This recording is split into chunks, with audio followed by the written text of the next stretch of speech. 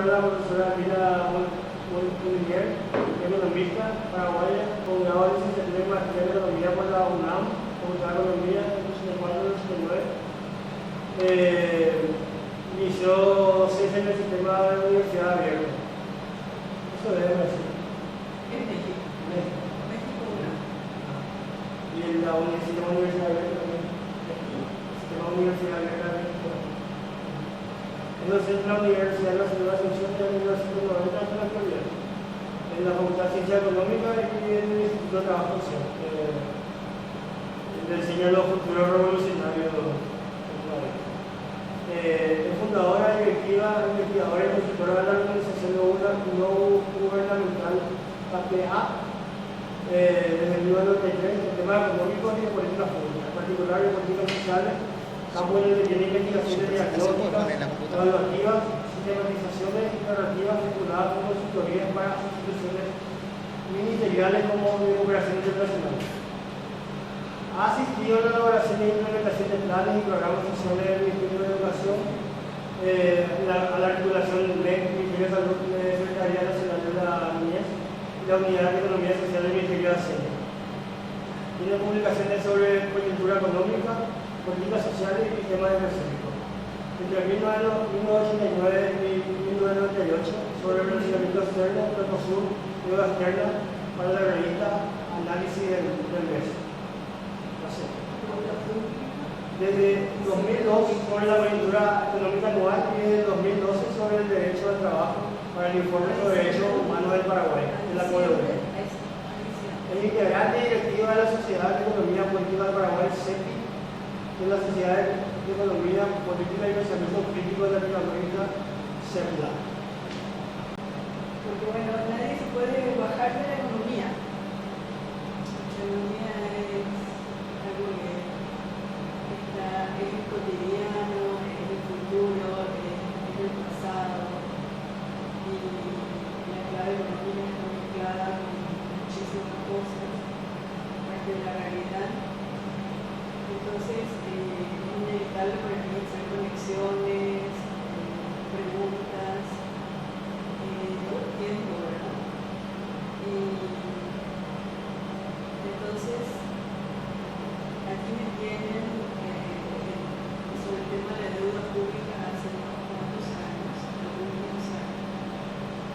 Creo que por fin se puede decir que está colocado el problema a nivel nacional, por suerte, en los medios de comunicación, porque se ha entendido que este es un problema de todos, no es un problema solamente del gobierno ni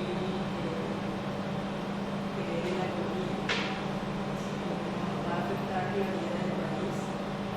Y además no solamente nuestro punto de vista, nuestra perspectiva teórica, metodológica, de hecho es diferente a la del gobierno. Diferencia con el discurso y con el enfoque de Hacienda, del Banco Central, pero no solamente es un problema de puntos de vista, la realidad europea, la realidad de la economía española, de Grecia, nos muestra de que esto es así y va a ser así, ¿verdad? Y nos parece que las crisis están como son inherentes a todo ente, ¿verdad?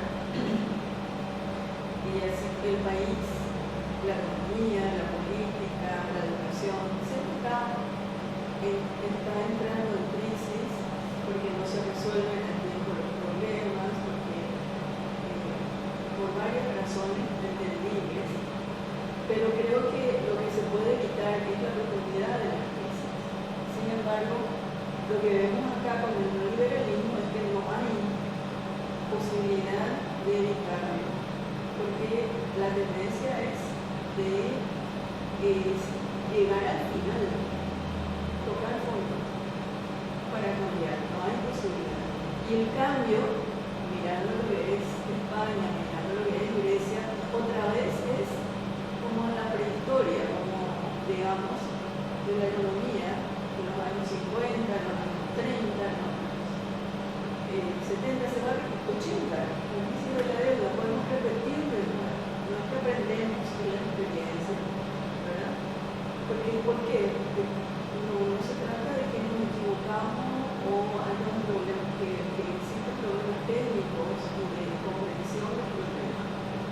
lo que existe es un problema de sistema, ¿verdad?, económico que se produce o reproduce con unas lógicas, ¿verdad?, que en este momento tienen que ver con, digamos, un sistema financiero que, digamos, busca cada vez más su autonomía, ¿verdad?, para poder, digamos, tener supremacía sobre el resto de los sectores y subordinar al resto de los sectores. Así como por mucho tiempo el capital industrial también subordinó a los otros sectores, incluido el sector financiero. Entonces, en este momento, y hace bastante, unas cuantas décadas ya, más o menos en los 70, pero sobre todo en los 80, el capital financiero es el que comanda.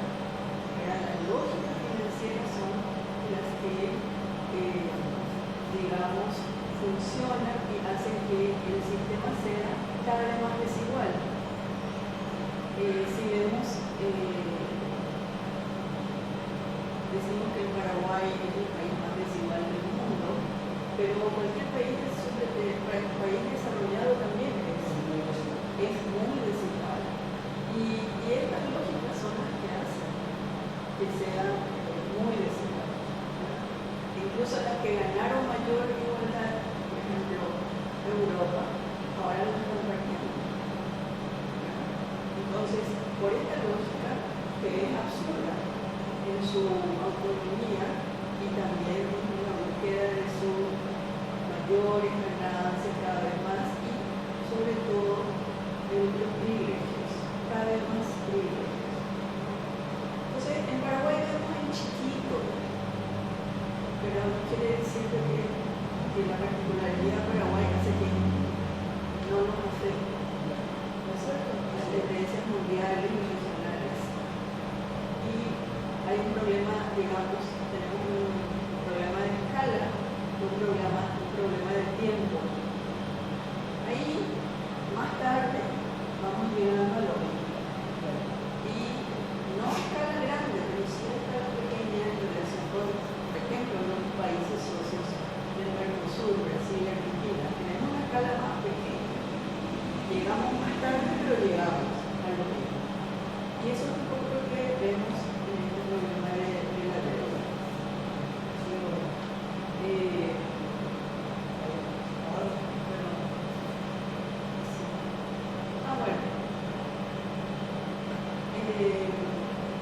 Entonces, el planteamiento del problema tiene que ver con el crecimiento acelerado de la deuda pública total, interna y externa.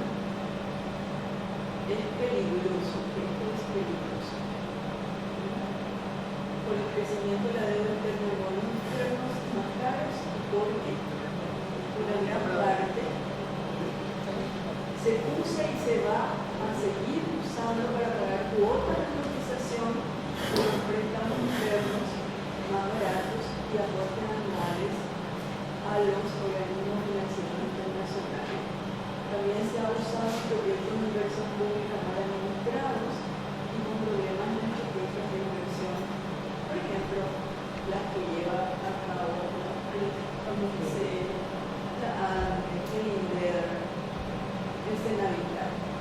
Si pasamos a analizar cualquiera de estas estrategias, vamos a ver problemas en las estrategias asumidas, ¿verdad?, que no son totalmente, digamos, que tienen relación con prioridades para, por ejemplo, en el mediano plazo, resolvernos un problema.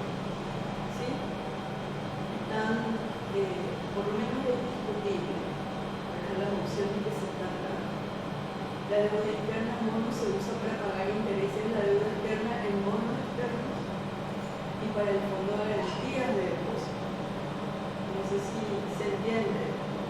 El Banco Central tiene un fondo de garantías de depósito para poder enfrentar las crisis financieras internas como la que tuvimos en los 90, pero ese fondo está integrado con bonos internos que tienen un costo, ¿verdad?, digamos, tienen un costo financiero. está pagando. Entonces,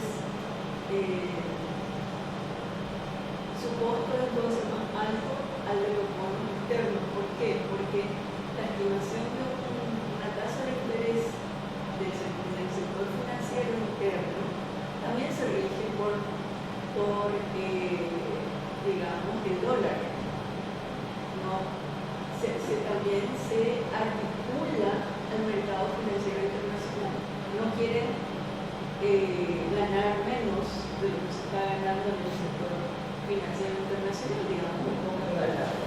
Entonces, se actualizan los intereses, más o menos están al día.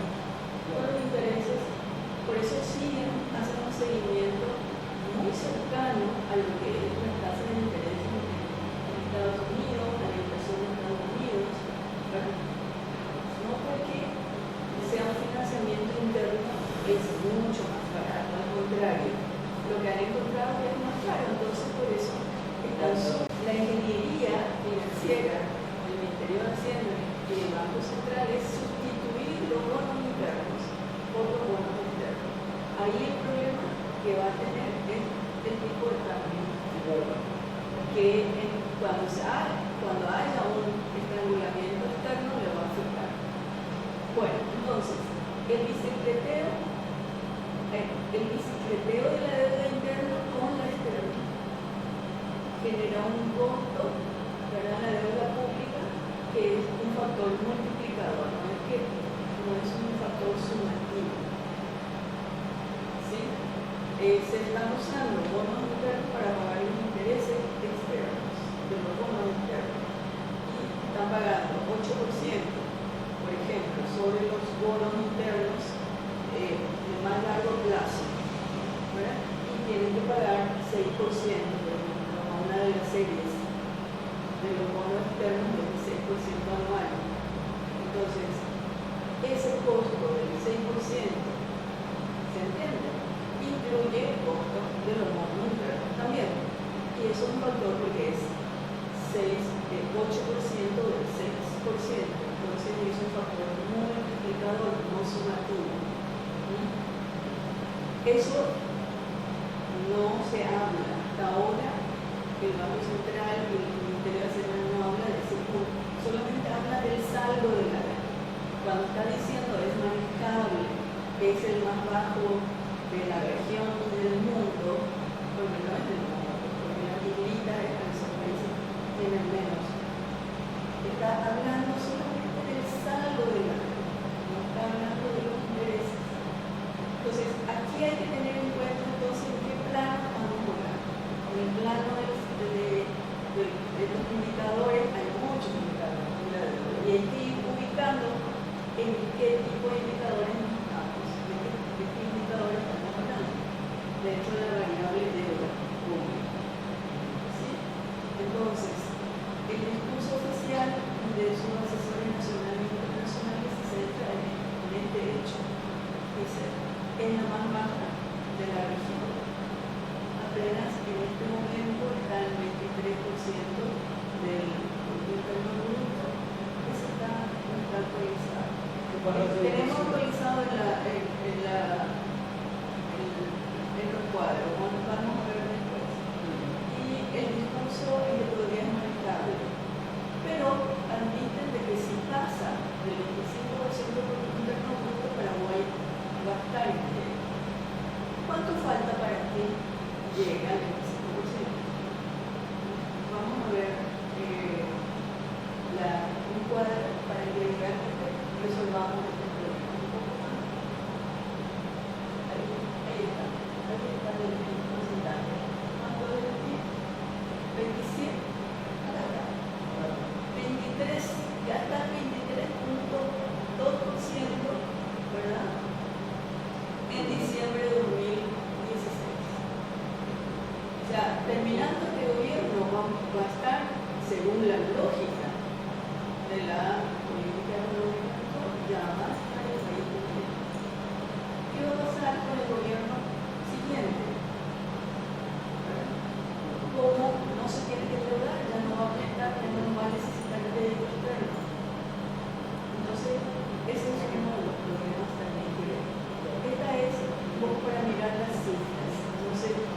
2015, profe, ahí.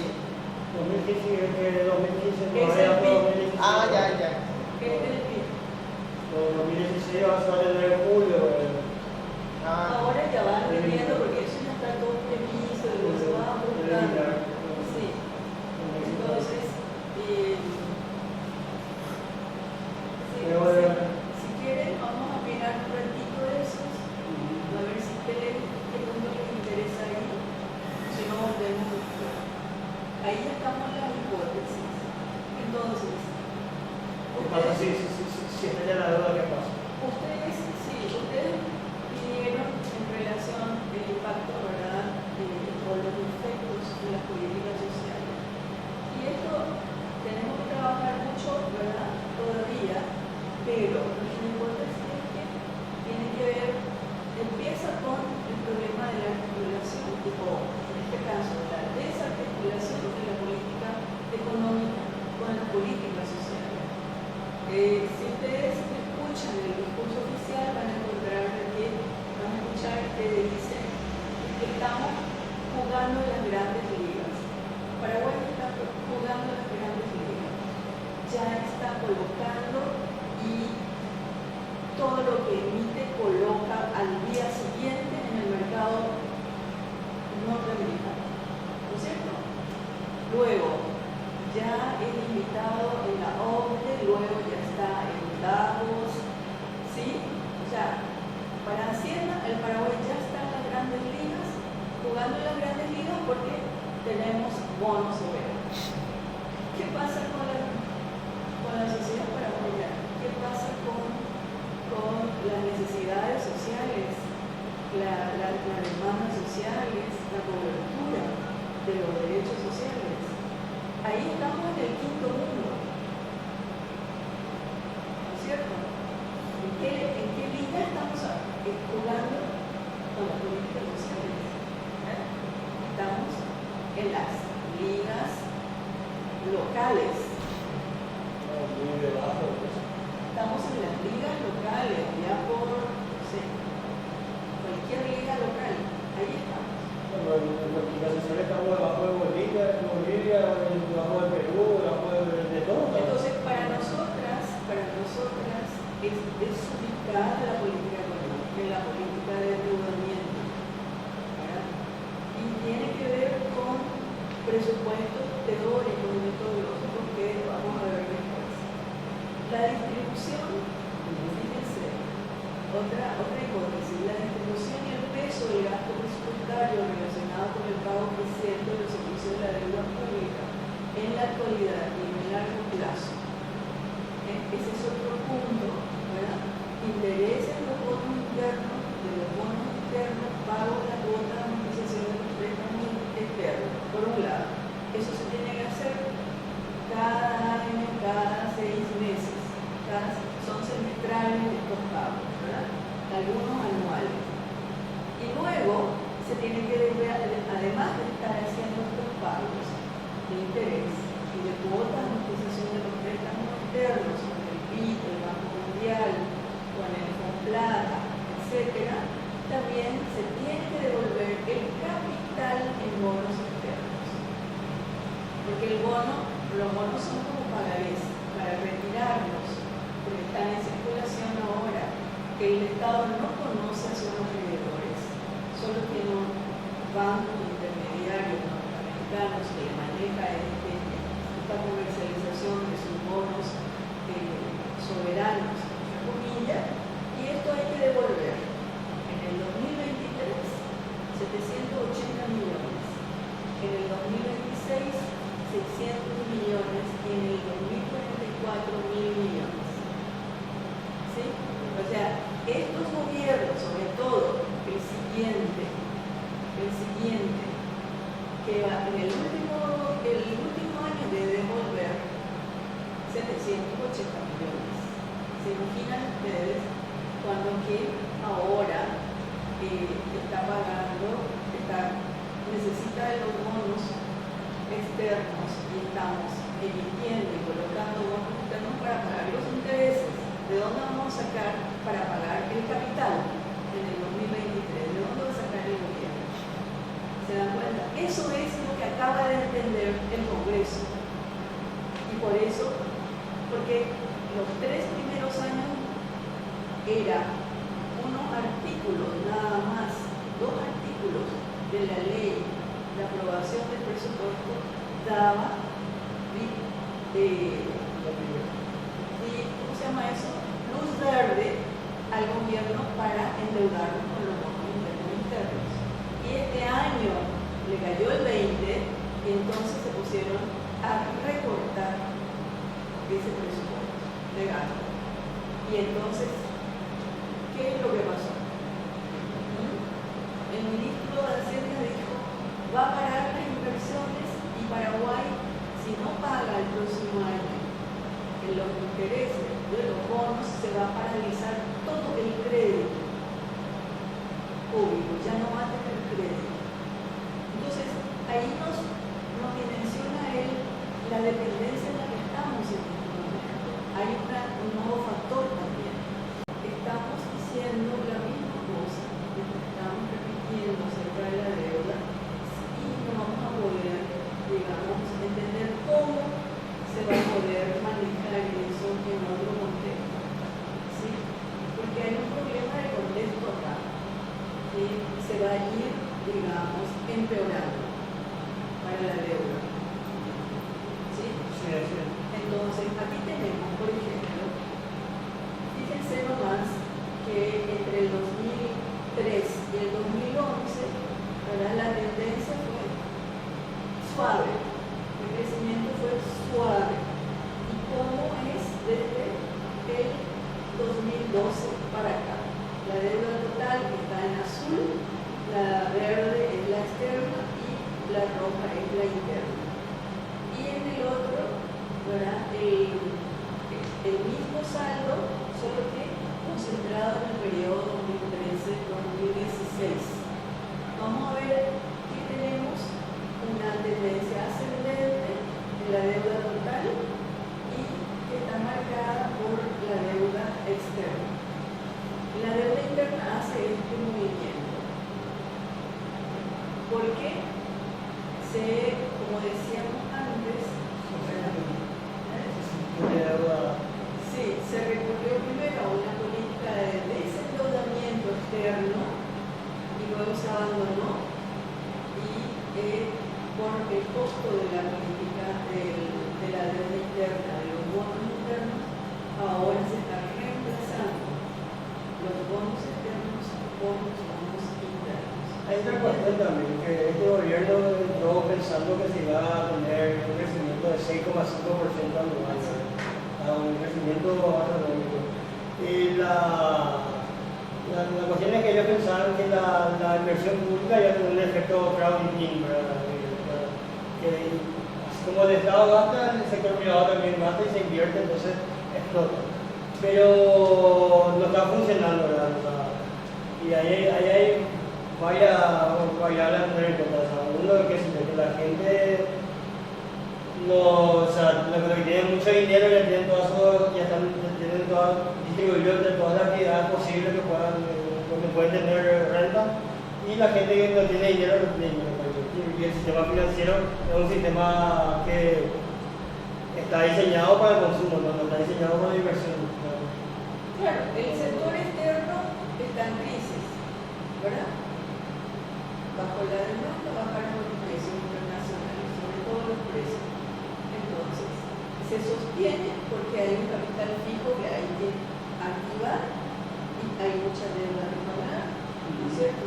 Y se sostuvo aumentando las exportaciones, aumentando en condiciones desfavorables. Por eso, la presión hacia el Estado para no pagar impuestos, hacia mantener los subsidios, que son privilegios, ¿verdad? Y otro tipo de cosas.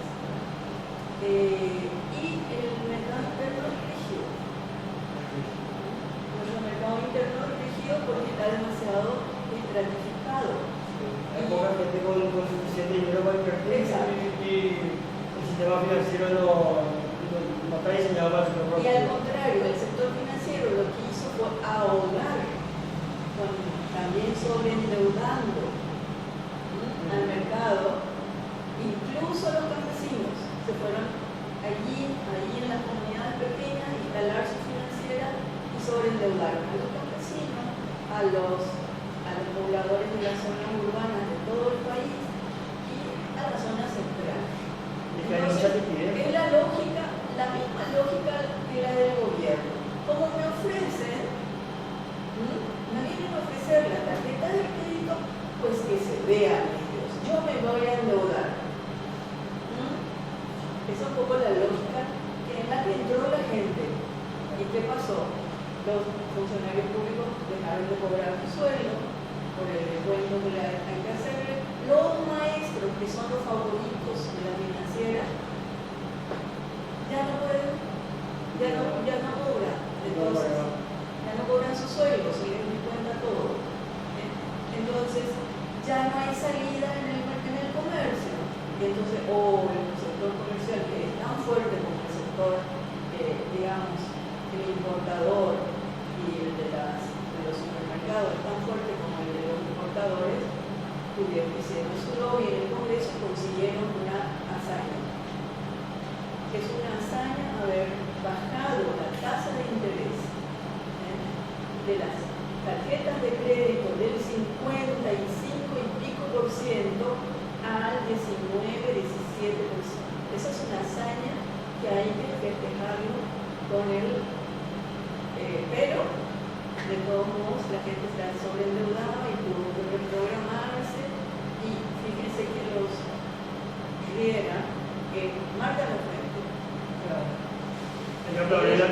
hizo una resolución para que por lo menos 10.000 guaraníes cobraran los docentes y sus sueldos, que ya no pueden cobrar nada, por lo menos pudieran cobrar 10.000 guaraníes. ¿Saben lo que es cobrar 10.000 guaraníes por mes?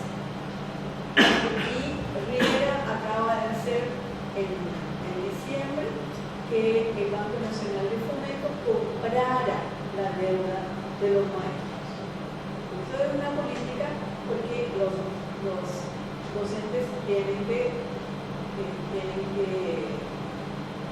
elegir, son electores importantes en el 2018. El sector social, la política social, la inversión en la política social está muy relacionado en este gobierno, los dos últimos años, con la política de con la política de endeudamiento y también la política electoral. ¿Verdad? No es que recién ahora se le ocurre a este gobierno continuar, ya está orientando hace un tiempo la política social a la reelección. Entonces, no sé cómo van a parar, quién le va a ganar a las casas que va a entregar, ¿verdad? Y a otros beneficios que va a entregar en el último año, el próximo año. Hasta el final. En el 2017 vamos a ver más políticas sociales relacionadas con eso. Y en el 2018 también. ¿Sí? Las obras, ¿se acuerdan del electronismo? Las obras.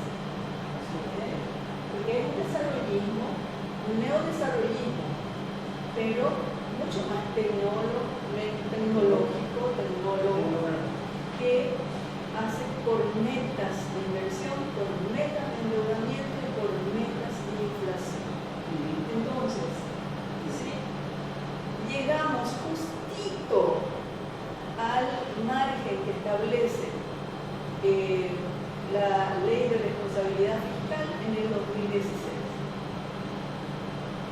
1.5% del Producto Interno Bruto. ¿Cómo se logró ese milagro? Se logró eso bajando el nivel de ejecución en todas las administraciones públicas. Controlando la ejecución de la... Es muy contradictorio, eso ya se hizo en la época de Duarte Frutos. Duarte Frutos se tenía el programa de estabilización de precios y salarios y una política muy dura de antiinflacionaria para poder pagar la deuda y seguir endeudándose, y esto ya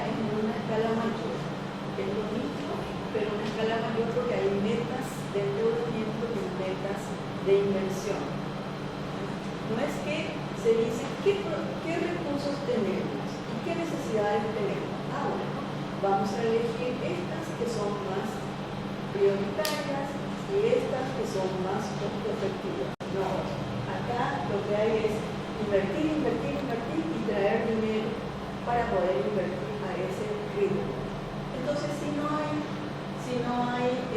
capacidad para ejecutar esas inversiones, hay que traer de empresas extranjeras. Y estamos a punto de que se licite también el pago de peajes a nivel internacional. Las rutas internacionales. Solo está evitando eso la huelga de los funcionarios del MOPC, para que ya no se robe, porque se roba demasiado. Y hay que pagar ahora la APP. Entonces, se necesita de que supuestamente el peaje ahora sí se cobre. Entonces, y eso es ahora materia de negociación con el sindicato, con los sindicatos de MOPC. Entonces, estamos en una sociedad, por eso, tiene efectos sociales y políticos, pero muy complicados, pero no muy oscuros. Esos son muy relacionados, lo conocemos nosotros, porque nuestra política social es así, no es una racionalidad aceptada en los derechos sociales y en las necesidades sociales. Hicimos 20.000 diagnósticos sobre esto y tenemos bastante repasado esto, pero las decisiones se van tomando de acuerdo a los giros políticos que hay que hacer. ¿Sí? Y hay que tener en cuenta una cuestión de que, o sea, claro, si vamos a hacer una evaluación de qué es necesario en Paraguay, son necesarias 1 millón de cosas, 1 millón de horas. No sé cuánto por ciento del país vive encerrado en el barro cada vez que llueve, porque no hay camino todo el tiempo, ¿verdad? Pero hay que tener en cuenta que no tenemos la capacidad de ejecución, no tenemos ni siquiera la estructura de oferta para absorber toda esa demanda de obra, y que no podemos poner o sea, si no vamos a estar dispuestos a cambiar la matriz impositiva, si no vamos a estar dispuestos a cambiar cuánto se cobra de impuestos a cada persona en el país, ¿verdad? No podemos hacer ese riesgo pensando que si no, porque va a aumentar la base o porque va a crecer la economía, vamos a poder pagar. Hace falta un sinceramiento de la política de endeudamiento, hace falta o recular con la agresión de las inversiones o abrir el debate para una reforma impositiva que vuelva a subir el impuesto a la renta al 30% o varias cosas. IRP, que ya no se descuente todo, como se estaba contando, que realmente sea más equitativo. Y eso es lo terrible, porque justamente se toman con la gente que se está más o menos, ¿verdad? Ni siquiera que se toman con la gente que tiene en serio dando mucho dinero y todo eso. Y qué sé yo, se va dando con ahora el IRP va a bajar a 6 salarios mínimos, que son, qué sé yo, 9 millones. 9 o 10 millones. Sí. Y no es ni siquiera un ingreso millonario. Entonces cada vez se le da más palo a la gente que trabaja, que tiene una actividad formal, y toda la timba, vamos a decir, que se está haciendo con el tema de la deuda se va a terminar cayendo sobre la gente que trabaja, no sobre la gente que está ganando mucho dinero. Entonces, planteamos esa opción, ¿verdad? O reculamos con la política de endeudamiento o planteamos una reforma impositiva que haga viable esta política de endeudamiento. Pero ni siquiera regulando ya se va a poder pagar. Tiene que ya cambiarse. Por eso puede ser muy impopular un gobierno en el próximo periodo, porque sí o sí tienen que ajustar las tarifas públicas, ¿sí? Porque la ANDE está pagando su deuda en bonos, cuando que tiene el FONACIDE, que le podía haber beneficiado financiado. El FONACID se genera justamente en el sector energético, pero no le dan ni un ponente. Le dan bonos, lo que viene de los bonos soberanos, es decir, un financiamiento caro que tiene que, entonces, ¿cómo va a pagar eso? Ya está desfinanciado y ahora tiene que pagar también la deuda. No sé si alguien quiere hacer algún comentario para ir cerrando esto, pero no. Yo quiero proponerle un ratito de que miremos un poco, o si no, de acuerdo a las preguntas, un poco mostrarle nomás. Ahí está, por ejemplo, los bonos, de cuándo son, la tasa de interés de cada uno, la comisión que cobraron, vamos a seguir, las causas de este endeudamiento, que vamos a hablar sí o sí, vamos a pasar un poco que tiene que ver con la baja presión tributaria, ¿verdad? La baja presión tributaria tiene que ver con la frágil también estructura y política fiscal, ¿verdad? Los efectos, vamos a ver la estadística acá, para que fíjense nomás la estructura, cómo cambió la estructura de acreedores. ¿Sí? En el 2011 sí teníamos a los organismos de cooperación multilateral, mundial y regional como principales acreedores. ¿Y qué pasó en el 2016? Tenemos que son los bonos externos que están en el mercado financiero internacional, que ha crecido en el 2016 y está, digamos, superando ya los organismos internacionales. ¿Verdad? El instrumento, acá están los instrumentos. Los préstamos externos con la cooperación internacional era el principal instrumento de deuda en el 2011 y ahora son los bonos, ¿verdad? Soberanos. Los bonos soberanos y los bonos chinos que se siguen pagando, pero en realidad el 90% son bonos soberanos. Y allá en la deuda interna también teníamos, digamos, el BCP tenía esa estructura de bonos, pero en este momento la deuda interna también ha ido aumentando en términos de los bonos en manos del sector privado. Entonces, acá tenemos, a ver si hay otro cuadro, acá está, para cerrar esta parte. Un poco más adelante, los servicios como crecen de 429 millones a 633 millones en este momento, es lo que se está pagando anualmente, ¿verdad?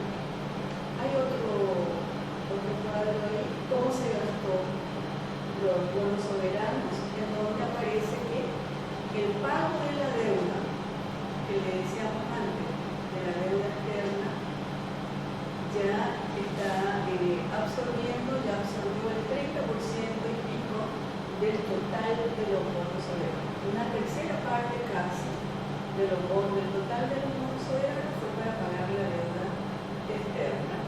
Solamente de los préstamos, que son, digamos, tienen un peso menor ahora al de los bonos soberanos. Estos son un poco que a través de los datos podemos ir viendo. Y ahora, bueno, abrimos las preguntas a ver si vamos finalizando más. Comentario. Yo estoy totalmente de acuerdo en unas posturas de ambos. En el tema de las instituciones públicas que estarían manejando estos fondos ya desembolsados para inversión, justamente ahí viene lo bueno. ¿Qué garantía tenemos nosotros de que eso realmente se maneja de forma eficiente? Ni media garantía. La cuestión es que sabemos ya la gravedad de la situación sabemos que no es solucionable ni al subir los impuestos ni ajustar, pero yo considero una manera irresponsable decir que se ajuste la tasa impositiva. Se ajuste la tasa impositiva a la hora que por lo menos el 80-90% del Paraguay entero trabaje legal. Pero vos tenés una estructura de grandes empresas, entonces, ¿cómo vos Por vas a- supuesto que no, hay. Vos tenés 100 que están trabajando, ¿verdad? Tenés 2 que ganan 80 de 100 de ingresos, ¿verdad? Después tenés 80 que ganan 20 de esos 100. ¿Cómo vas a comer? ¿Qué ganancia van a tener esos 80 que ganan 20 de los 100? O sea, no, una estructura comunitaria. Pero que se trabaje legal, que sean todos mini contribuyentes, que trabajen, es posible. Pasa que la educación, la estructura no está preparada para eso. La cuestión es que son pocas las personas que trabajan grandes, son pocos los industriales, son pocos, pero la cantidad de fuentes de trabajo que dan, que se le exija de esa manera, bueno, pagar una tasa más alta, pero que así también el Estado contrapreste de buena manera los servicios.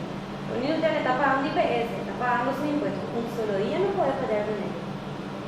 Porque para eso tendrá una financiera IPS por día que sube los intereses. Por supuesto, se te enferma un trabajador, se te enferma un operario y de tarde te morís porque no te atienden. Es contacto, es política. O sea, son varios factores que se tendría que, en todo caso, bueno, perseguir la evasión tributaria, ¿verdad? Que es un factor demasiado importante. Pero por supuesto, como dijeron al principio, es complicado tener una visión objetiva, porque hay tanta discusión de este tema. Hay tantas opiniones también, pero de que es grave y le toca a todos. Pero lo que yo quiero nomás es perseguir al sector productivo es irresponsable porque es un sector fuerte, ¿verdad? Es un sector que sin ellos no se hace nada. No, pero yo no digo que haya que perseguir, digo que hay que censurar, porque antes se tenía un 30% de impuesto de la renta y nadie se movía ni había revolución ni el mercado. Otro requisito. Otro comentario. Yo tengo un comentario con la universidad.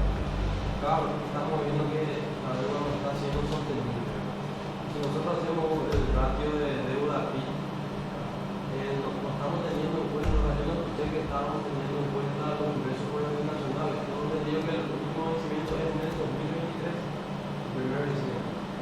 Y en el 2023 se va a pagar toda la deuda que hay con la INECU, estos ingresos no estamos teniendo en cuenta cuanto al ratio de deuda pública PIB, que sería el ratio que te muestra el coeficiente que te muestra la actividad económica del país. Pero en realidad lo que tenemos que mirar es el ratio de deuda pública e ingresos tributarios.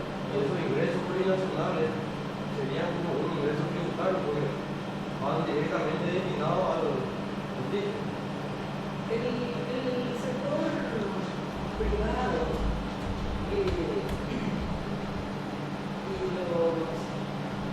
el sector público también, digamos, las instituciones más importantes para la economía pública, Hacienda y el Banco Central, de hecho están manejando eso, ¿verdad? Y el sector privado, el sector financiero sobre todo sabe muy bien de que el Paraguay podría mejorar en el 2023 su economía al terminarse de pagar la deuda de entonces lo que se ingresa y si no se modifica el precio de la energía, entonces va a tener un ingreso más importante Paraguay como uno de los productores y importadores de esa energía, y no solamente exportador sino también consumidor. Ahora, lo que vemos es que nuestra capacidad de negociación con la Argentina hace 2 años que se está negociando el tratado y empeoró la situación de los ingresos de Yacireta. Directamente el gobierno argentino no pagó lo que usó de la energía, no pagó los beneficios de Yacireta durante más de 1 año y ahora está pagando cuotas.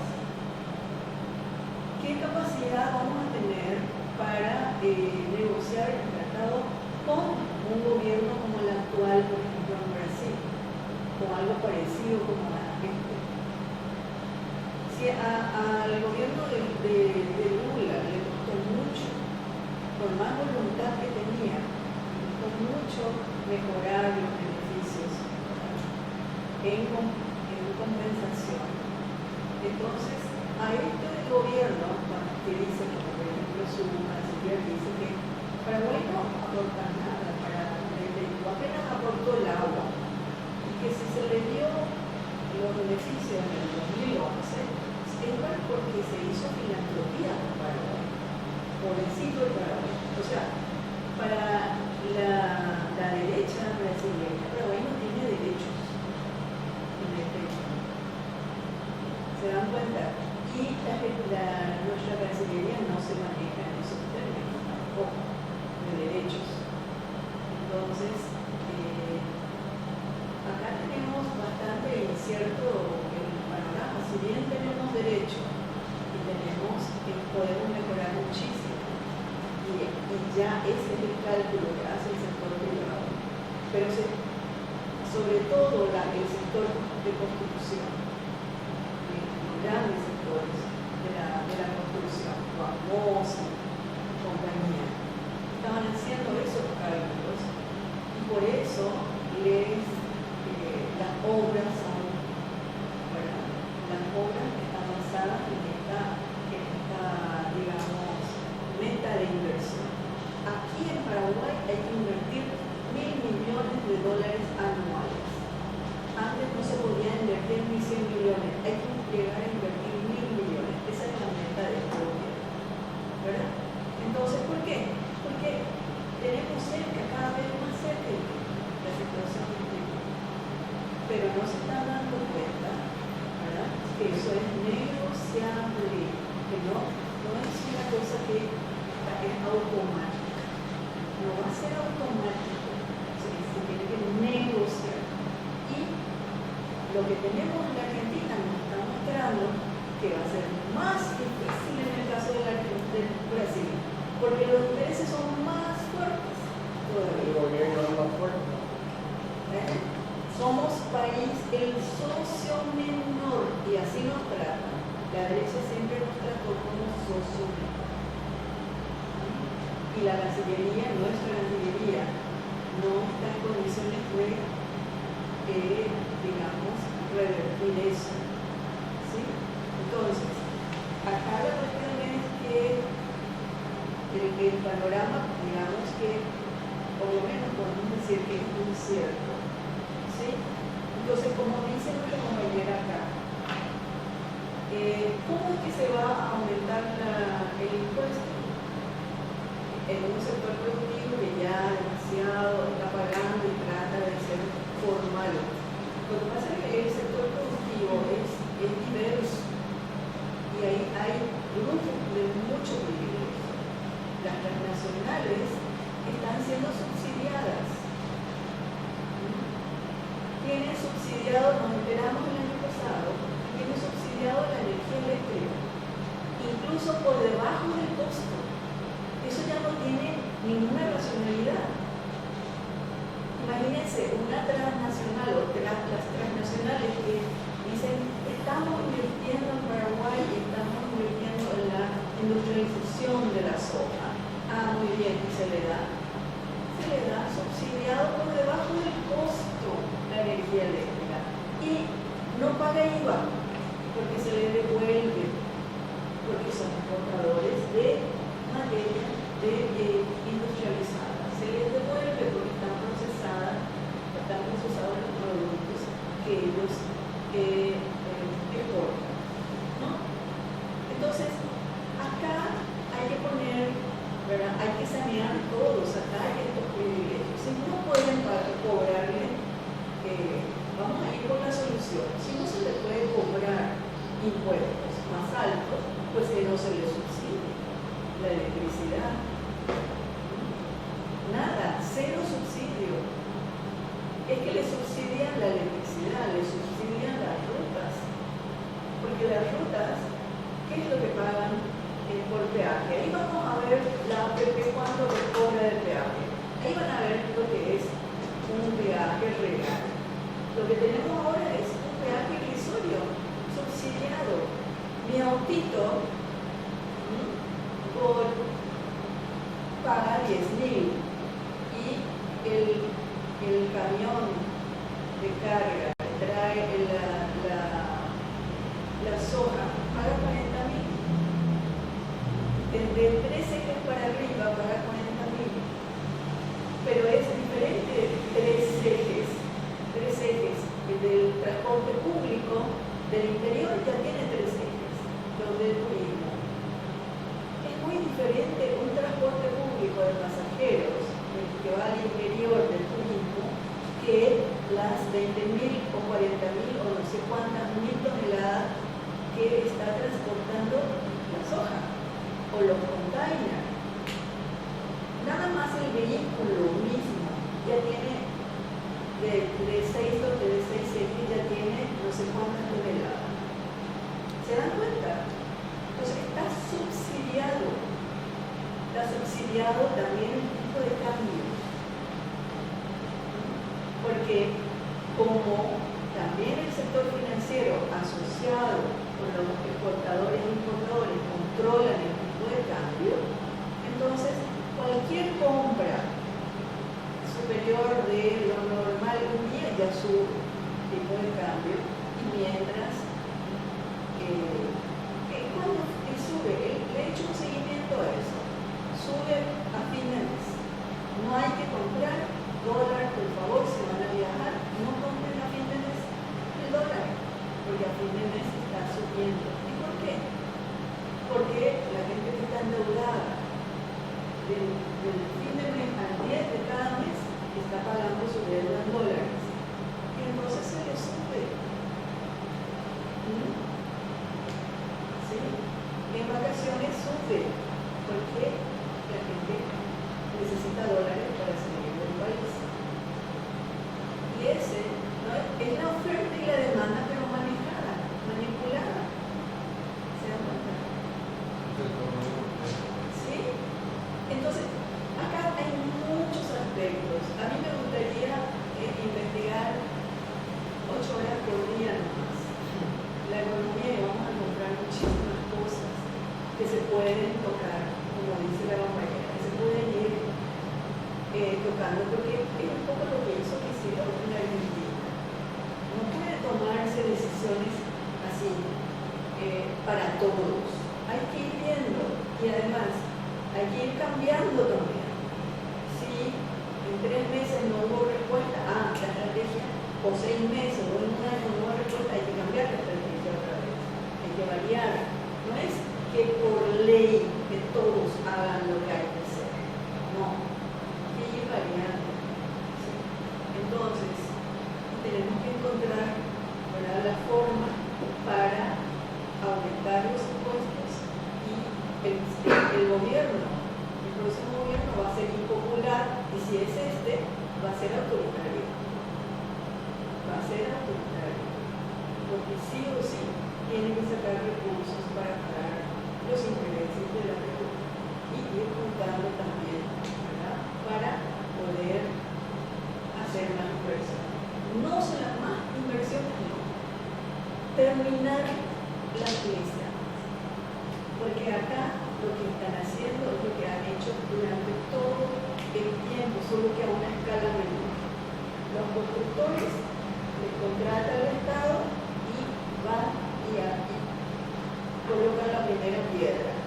Resulta que su agenda dice que sus maquinarias están en el norte, en el sur no pueden venir las maquinarias hasta que termine con su agenda, ¿verdad?, de las maquinarias en el norte. Ahora, las maquinarias de las empresas transnacionales van viniendo, se importan, que están acá. Por eso pueden ir rápido. Se concentran en unas cuantas obras, pero hay otras que están empezadas y no están continuadas. Hay préstamos con el BID que tienen de 0 a 12% de ejecución. El Metrobús. El Metrobús ya tiene 4 años de préstamo aprobado y no ha empezado, sino las obras de preparación. Y va va a seguir así. Entonces, acá tenemos, si cambia el gobierno, el siguiente tiene que ir terminando las obras que él corresponde. ¿Se dan cuenta? Y va a haber huelga de proveedores, como lo tuvo IPS. ¿Se acuerdan?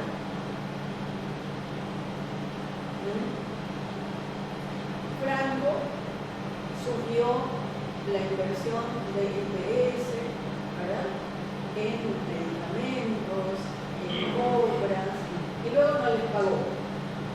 Entonces este gobierno tuvo que esperó un año para que todos nos demos cuenta que fue un fracaso el gobierno del Partido Liberal y empezó a pagar a los proveedores después al año siguiente.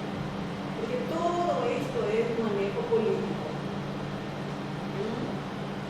Sí, por eso, que la deuda es un problema económico, es un problema social, es un problema político importante.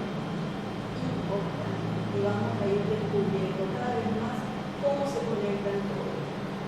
Y en Paraguay son muy los gobiernos que tuvimos hasta ahora han manejado el proselitismo muy bien. Y han usado las políticas económicas y sociales a favor de eso. Tienen ese carácter.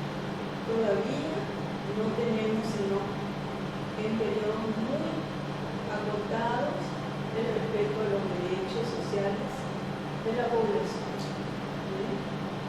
¿Sí? Todavía es el gobierno ofrece, el gobierno beneficia a, el gobierno de fulanito de tal hizo estas obras. Y voten por este gobierno que hizo muchas obras. Y en las obras que más impresionan son las de infraestructura, que hay una fijación con la infraestructura física. Por más que hay mucha infraestructura física que está en la miseria, que no han continuado, que se han interrumpido, ¿verdad? Igual hay una fijación con lo de la inversión en infraestructura, ¿verdad? En suelo es de lo peor, invertir en suelo es de lo peor. Cuando que una cosa lleva a la otra. Programas educativos, programas de salud, más programas de salud necesitan pagar más salarios. Más preguntas, comentarios.